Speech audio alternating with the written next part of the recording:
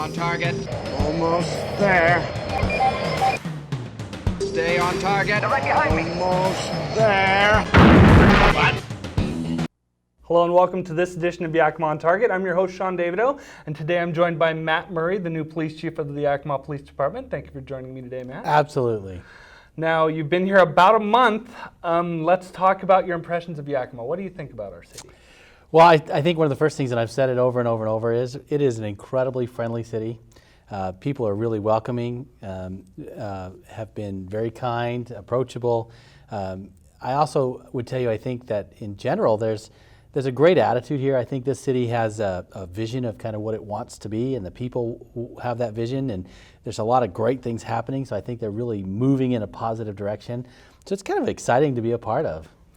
You've also had an opportunity to get to know some of your staff a little bit. What about the Yakima Police Department? What are your impressions?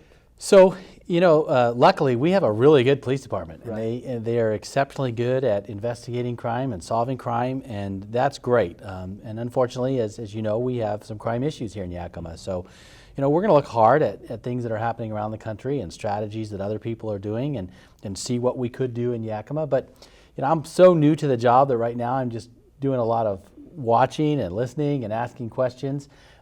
Nobody hired me to come in and remake the whole police department because it's not a broken place. Right. So, right now I think most of my job is just getting to know the people and what we do and how we do it.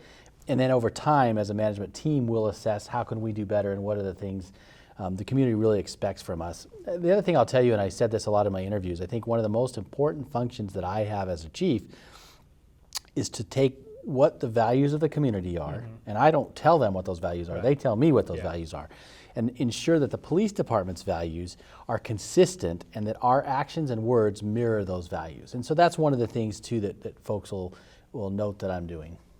Now, one of the things that I know that you've been talking about is community policing. Can you give us your take on community policing and how that will affect? I'm glad you ask it that way, because community policing is not a thing, it's Right. not a recipe, it's a philosophy. And if you ask 10 people what is community policing, they all have a different idea about what that is. So for me, community policing is really driven not just by the Yakima community, but it could be driven by the neighborhood or even the block Yes. that we're dealing with. And it's not one thing over, forever. It changes over time. So I think it's really important that we are listening to the community, that we're participating, we're engaging. One of the things I think is really critical is that to effectively police in a community, you have to have trust. To have trust, you have to have a relationship. And a relationship is built on contact. Right. So it seems simple, but it takes work. And like any relationship, it takes work. And so really that's one of the things that I think is going to be critical for us is what is our relationship with the community, and does that relationship build trust? Right. Now, you have some unique ways of trying to connect with our community. I hear you're taking some walks through town. Can you tell us about your neighborhood walks? Sure. So, I've been a police officer for almost 30 years in one capacity or another, 28 in the Denver Police Department.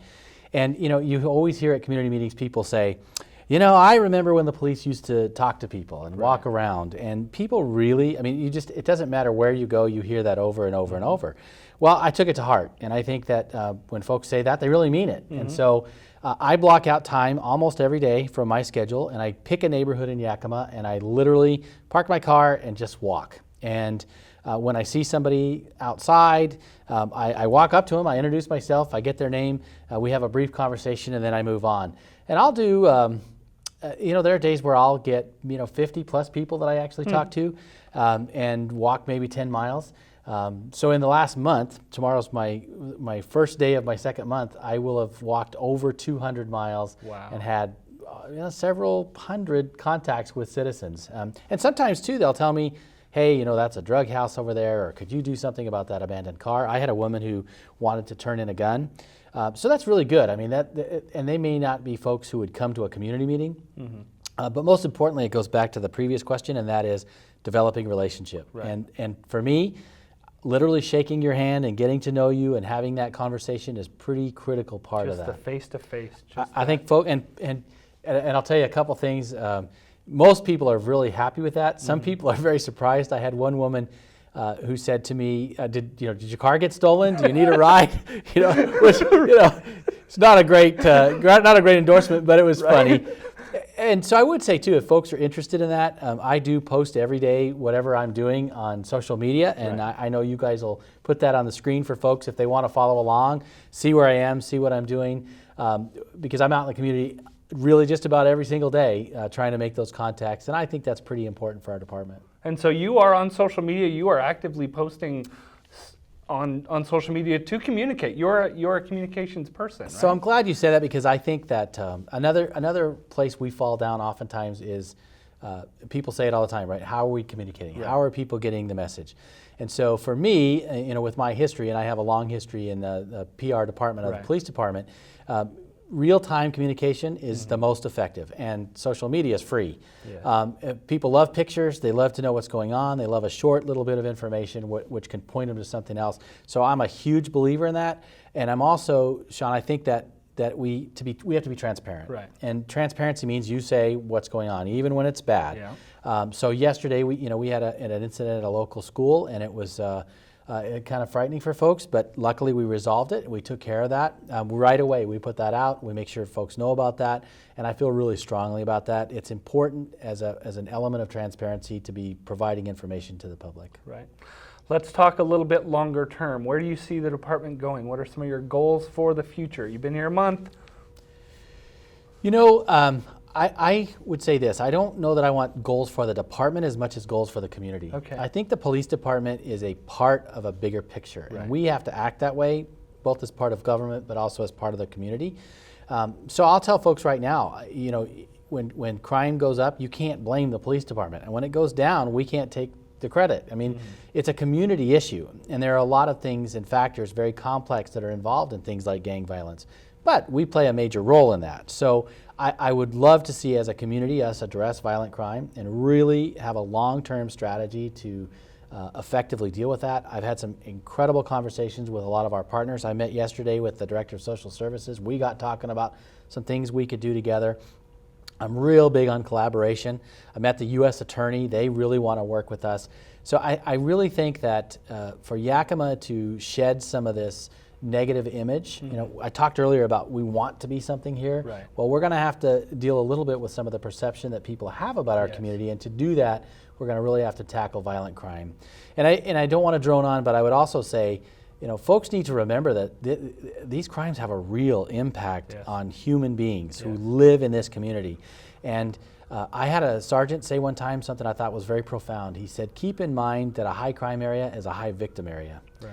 And these are our neighbors, and regardless of where you live in this community, we have to care about this issue. And so that's another thing I feel pretty strongly about.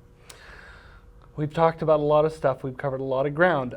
What else do we need to talk about? What other information should we get out to the public? What I really hope from this first blush is that if folks see me or an officer walking around, stop by, say hi, wave, honk your horn. I mean, I think it's interesting how often, I'll kind of go like this. Folks kind of look at you weird, and then they wave back, right? I mean, they're not used to it, but let's start just being kind and break the ice a little bit. Right. Make those personal interactions. Yeah, stop your car and come say hi, or come out from your house. I've had people say, "Hey, Chief," and kind of chase me down the street, and we sit and have a quick conversation. But it's two ways, right? It's a relationship. It's not us doing it, it's us together doing it. So I really would love to have folks break just what you said. Break the ice. Come, let's have that conversation. Wave, honk. It's 2 seconds. Right. But that's part of that relationship building that I would love. And it's funny because I actually do hear people once in a while honk their horn because they've heard me on the media talk about this. So that's kind of encouraging. It makes you go, okay, I could do another mile of this. Right. So that would be my ask of the community. Wonderful. Well, thank you very much for joining us. Thank you for coming to Yakima. Thank you for having me. Being Anytime. part of our community, and we look forward to talking to you again. Awesome. And thank you all for joining us on Yakima On Target. For more information about the Yakima Police Department, visit www.yakimapolice.org and look for the Yakima Police Department on various social media platforms.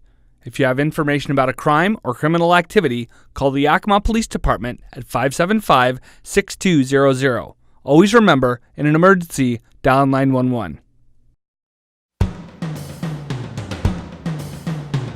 Stay on target. Almost there. Stay on target. Almost there. What? For more information on YPAC programming, please call 575-6092.